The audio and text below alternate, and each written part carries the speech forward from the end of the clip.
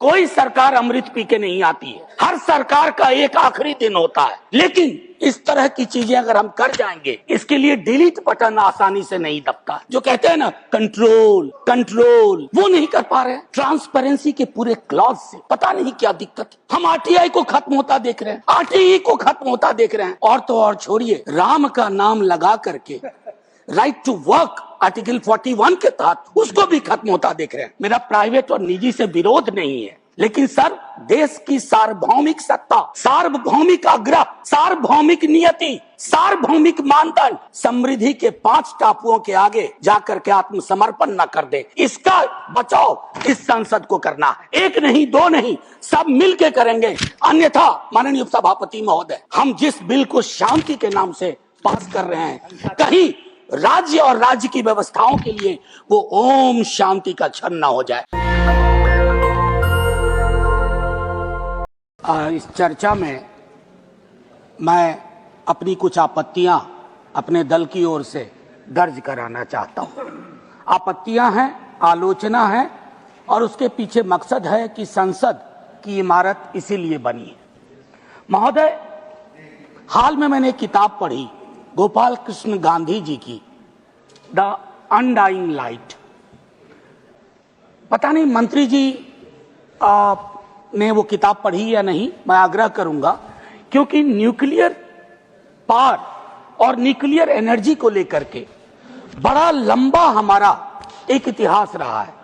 राजगोपालाचारी जी और जवाहरलाल नेहरू और बाकी अन्य के बीच में कई खत, कई तरह के पोजीशंस शेयर किए गए। तो मैं माननीय मंत्री जी से आग्रह करूंगा कि इतिहास में आजकल वैसे भी दौर चला हुआ है काउंटर फैक्चुअल इमेजिनेशन का, तो एक सही के इतिहास से कुछ सबक ले। सर, माननीय उपसभापति महोदय, न जाने क्यों इस बिल को देख करके मुझको लगता है कोई अदृश्य शक्ति है जो शांति, ओम शांति करवा रही है। कोई अदृश्य शक्ति है। उस अदृश्य शक्ति का नाम 1 है, 2 है, 3 है, या समृद्धि के 5 टापू इस शांति के पीछे हैं। यह मैं इतिहास के आकलन के लिए, सदन के आकलन के लिए, आने वाली पीढ़ियों के आकलन के लिए छोड़ता हूं। लेकिन इतना जरूर कहूंगा माननीय उपसभापति महोदय आपके समक्ष कि हमारा पूरा न्यूक्लियर प्रोग्राम ऐतिहासिक रूप से कुछ सिद्धांतों पर आधारित था। उसमें एक महत्वपूर्ण सिद्धांत था कि जहां रिस्क कैटास्ट्रोफिक होने की संभावना है, वहां राज्य अनुपस्थित ना हो। मैं राज्य की अनुपस्थिति का दस्तावेज देख रहा हूं एक अदृश्य शक्तियों के प्रभाव में। मैं माननीय उपसभापति महोदय, दुनिया में बेस्ट प्रैक्टिसेस हैं। मैं छोटा उदाहरण दूं, चाइना का कंट्रीब्यूशन ग्लोबल न्यूक्लियर आउटपुट में 16% है, फ्रांस का 14% है, रशिया का 8% है। मैं 3 ले रहा हूं, और इन तीनों में स्टेट ओनरशिप की प्रबलता है, प्रमुखता है। उसी के इर्द गिर्द ये पूरा प्रोग्राम है। हां, इसमें एकमात्र अपवाद है यूनाइटेड स्टेट्स ऑफ अमेरिका, जहां 80% निजी हाथों में है। American model can not be considered as the best practice model for my country, keeping in view the inconsistent position of a country called United States of America. अगर कोई अपमान होता है तो वो पक्ष का नहीं, हमारा भी होता है, इस देश का अपमान होता है। तो हमें वो चीजें रखनी चाहिए थी। क्या हमने इसका जियोपॉलिटिकल कॉन्सिक्वेंस सोचा? जियोपॉलिटिकल कॉन्सिक्वेंस क्या है? मैं आपको एक छोटा उदाहरण देता हूं। हमारी जो जानकारी है मीडिया के माध्यम से, अखबारों के माध्यम से, बीते कई वर्षों में फ्रांस और रशिया के साथ हमारी बातचीत चल रही थी स्टेट ओनरशिप के मॉडल को और प्रबल बनाने की, और प्रखर बनाने की, और ताकत देने की चल रही थी बातचीत। इसके दस्तावेज है। उस पर यह विराम लगा देता है, ना जाने कैसे। मतलब अगर सीधे शब्दों में कहूं तो मैंने ऐसे बिल देखे हैं जिनमें लाभ का तो निजीकरण कर रहे हैं, जोखिम का सार्वजनिकरण, क्या यह उचित है भारत की जनता के लिए, भारत के नागरिकों के लिए? मैं कई बार इस सदन में कह चुका हूं उपसभापति महोदय, कोई सरकार अमृत पी के नहीं आती है, हर सरकार का एक आखिरी दिन होता है। लेकिन इस तरह की चीजें अगर हम कर जाएंगे, इसके लिए डिलीट बटन आसानी से नहीं दबता है। ये ह्यूमन साइकोलॉजी में, ह्यूमन हिस्ट्री में डिलीट बटन का प्रावधान नहीं है। मैं एक चीज और कहूंगा माननीय उपसभापति महोदय, ट्रांसपेरेंसी के पूरे क्लॉज से पता नहीं क्या दिक्कत है।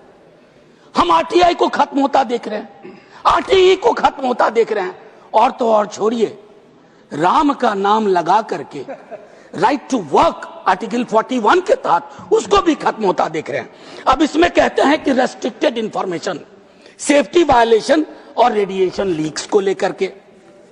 सर एक चीज तो मैं कंसिस्टेंटली देख रहा हूं इस सरकार के बिलों में, और कभी कभी मैं सोचूं कि इस पर अगर कोई कंटेंट एनालिसिस हो, most of the bills are attacking the architecture of federalism. Architecture of federalism, what kind of problem. देखिए सर, ये पहली बार नहीं हुआ है। जब ओवरवेलमिंग मेजॉरिटी आती है ना, तो टेम्पटेशन बहुत खतरनाक आते हैं। उन टेम्पटेशन को कंट्रोल करने की जरूरत है। जो कहते हैं ना कंट्रोल कंट्रोल, वो नहीं कर पा रहे हैं। नतीजे में क्या हो रहा है? Most of the bills surpass that, it's attack. अब मैं कहूं रिस्क लोकल है, लेकिन निर्णय कहां होगा? दिल्ली दरबार में। क्या यह विसंगति नहीं है? मैं तो तमाम दलों से अपील करूंगा, जो अलग अलग छोटे छोटे दल हैं। सर बस 30 सेकंड, नहीं 30 सेकंड। सर आप तो इतिहास के छात्र रहे हैं। 1600 ईस्वी में एक कंपनी को एक चार्टर मिला था, और वो ईस्ट इंडिया कंपनी राज्य में तब्दील हो गई। मैं सिर्फ ये कहना चाहता हूं, मेरा प्राइवेट और निजी से विरोध नहीं है, लेकिन सर देश की सार्वभौमिक सत्ता, सार्वभौमिक आग्रह, सार्वभौमिक नियति, सार्वभौमिक मानदंड समृद्धि के 5 टापुओं के आगे जाकर के आत्मसमर्पण न कर दे, इसका बचाव इस संसद को करना है। एक नहीं, दो नहीं, सब मिलकर करेंगे। अन्यथा माननीय उपसभापति महोदय, हम जिस बिल को शांति के नाम से पास कर रहे हैं, कहीं राज्य और राज्य की व्यवस्थाओं के लिए वो ओम शांति का क्षण न हो जाए। Jai Hind sir. Doctor M Thambi Durai. Honourable national दस्तक की आपसे गुजारिश है कि अगर इसको बचाना चाहते हैं तो नेशनल दस्तक को सब्सक्राइब करने के लिए रेड कलर के सब्सक्राइब बटन को दबाएं, फिर बेल आइकन की घंटी दबाएं। नेशनल दस्तक को बचाने के लिए बहुत जरूरी है कि हर खबर को शेयर करें, लाइक करें, कमेंट जरूर करें।